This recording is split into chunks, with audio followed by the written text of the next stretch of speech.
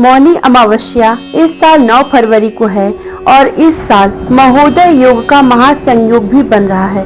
अतः इस साल का मौनी अमावस्या बहुत ही पुण्यदायी है। इस व्रत को करने से सुहाग, सौभाग्य और समृद्धि की प्राप्ति होती है।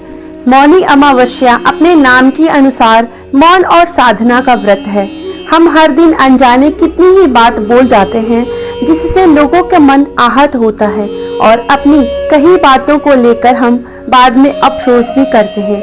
इसलिए साधना के लिए मौन परम आवश्यक माना गया है। गृहस्थ जन हमेशा मौन व्रत नहीं रख सकते, इसलिए एक दिन निर्धारित किया गया है जिसमें गृहस्थों को आत्मशुद्धि के लिए मौन व्रत का संकल्प लेना चाहिए। मौनी अमावस्या पर संभव हो तो पूरे दिन मौन धारण करें और मानसिक रूप से भगवान शिव और विष्णु का ध्यान करें। स्नान करने से पहले मौन धारण करें। स्नान के बाद ही कुछ भी बोलें और दिन भर कोई भी ऐसी बात ना कहें जिससे किसी का भी मन आहत हो। मौनी अमावस्या की सबसे बड़ी बात है कि यह माघ कृष्ण चतुर्दशी के अगले दिन आता है।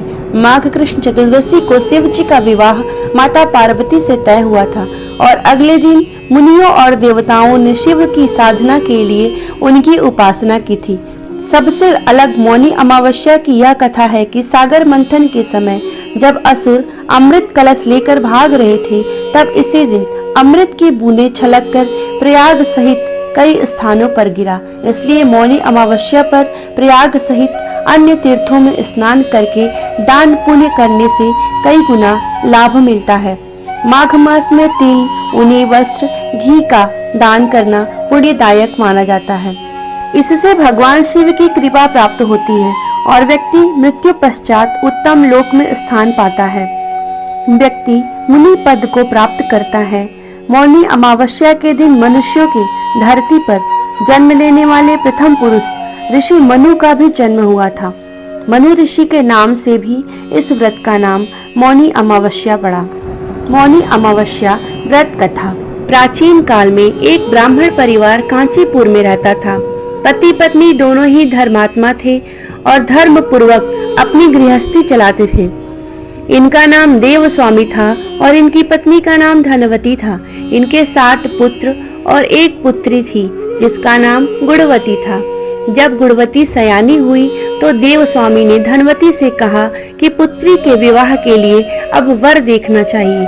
ब्राह्मण ने अपने छोटे पुत्र को बहन गुणवती की कुंडली दी और कहा कि किसी ज्योतिषी से इसकी कुंडली दिखला लाओ जिससे गुणवती के विवाह की बात आगे चले। ज्योतिषी को कन्या की कुंडली दिखाई। उसने बताया कि विवाह होते ही कन्या विधवा हो जाएगी। ज्योतिषी की यह बात ब्राह्मण परिवार को मालूम हुआ तो वह बहुत दुखी हो गया और उससे उपाय पूछा। ज्योतिषी ने बताया कि हे ब्राह्मण, सिंघल द्वीप में एक पतिव्रता महिला रहती है जिसका नाम सोना धोबन है।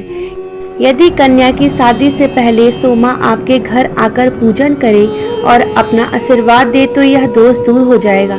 ब्राह्मण ने अपनी पुत्री गुणवती को अपने सबसे छोटे पुत्र के साथ सिंघल द्वीप भेज दिया। दोनों भाई बहन सागर किनारे पहुंचकर उसे पार करने के बारे में विचार करने लगे। जब समुद्र को पार करने का कोई रास्ता नहीं मिला तो दोनों भूखे प्यासे एक पीपल के वृक्ष के नीचे आराम करने लगे। पेड़ पर घोंसले में एक गिद्ध परिवार रहता था। उस समय घोंसले में सिर्फ गिद्ध के बच्चे थे। वे सुबह से भाई बहन की बातों और क्रियाकलापों को देख रहे थे। शाम के समय जब गिद्ध की माता बच्चों के लिए भोजन लेकर घोंसले में आई तो बच्चों ने पेड़ के नीचे लेटे भाई बहन की कहानी माता को बताई। उनकी बातें सुनकर गिद्ध की माता को दोनों भाई बहनों पर दया आ गई और बच्चों के कहने पर उसने कहा कि तुम लोग अब चिंता मत करो, मैं इन्हें सागर पार करवा दूंगी। बच्चों ने माता की बातों को सुनकर खुशी खुशी भोजन ग्रहण किया। गिद्ध की माता बच्चों को भोजन करवाकर दोनों भाई बहन के पास आई और बोली कि मैंने आपकी समस्याओं को जान लिया है, आप चिंता मत कीजिए, आपकी समस्या का निदान मैं कर दूंगी। और सिंघल द्वीप में सोमा धोबिन के घर के पास पहुंचा दिया। गुणवती सोमा धोबिन के घर के पास छुप कर रहने लगी और हर दिन सुबह होने से पहले गुणवती सोमा का घर लीप दिया करती। एक दिन सोमा ने अपनी बहुओं से पूछा कि प्रतिदिन सुबह हमारा घर कौन लीपता है। बहुओं ने प्रशंसा के लोभ में कहा कि हमारे अलावा यह काम और कौन करेगा। लेकिन सोमा को बहुओं की बातों पर भरोसा नहीं हुआ और यह जानने के लिए पूरी रात जागती रही। हर दिन सूर्योदय से पहले घर लीप जाता। सोमा ने यह देखा कि एक कन्या उसके आंगन में आई और आंगन लीपने लगी। सोमा गुणवती के पास गई और उससे पूछने लगी, तुम कौन हो और क्यों हर सुबह मेरे घर आंगन को लीप कर चली जाती हो? गुणवती ने तब अपना सारा हाल सोमा को कह डाला। गुणवती के बातों को सुनकर सोमा ने कहा, तुम्हारे सुहाग के लिए मैं तुम्हारे साथ चलूंगी। सोमा ने ब्राह्मण के घर आकर पूजा किया, लेकिन विधि का विधान कौन टाल सकता था। गुणवती का विवाह होते ही उसके पति की मृत्यु हो गई।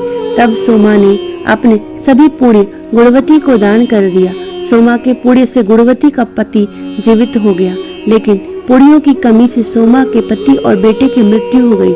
लेकिन सोमा ने अपना घर छोड़ने से पहले बहुओं से कह दिया था कि मेरे लौटने से पहले अगर मेरे पति और बेटों को कुछ होता है तो उनके शरीर को संभाल कर रखना। बहुओं ने सास की आज्ञा को मानकर सभी के शरीर को संभाल कर रखा। उधर सोमा ने सिंहल द्वीप लौटते हुए रास्ते में पीपल के वृक्ष की छाया में विष्णु जी की पूजा कर 108 बार पीपल की परिक्रमा की। इसके पुण्य के प्रभाव से सोमा के घर लौटते ही उसके पति और बेटे जीवित हो गए। इसलिए मौनी अमावस्या के व्रत वाले दिन व्रतियों को यह कथा सुनना चाहिए और पीपल के पेड़ की 108 बार परिक्रमा करके भगवान विष्णु की और शिव जी की पूजा करनी चाहिए। जय श्री हरि विष्णु।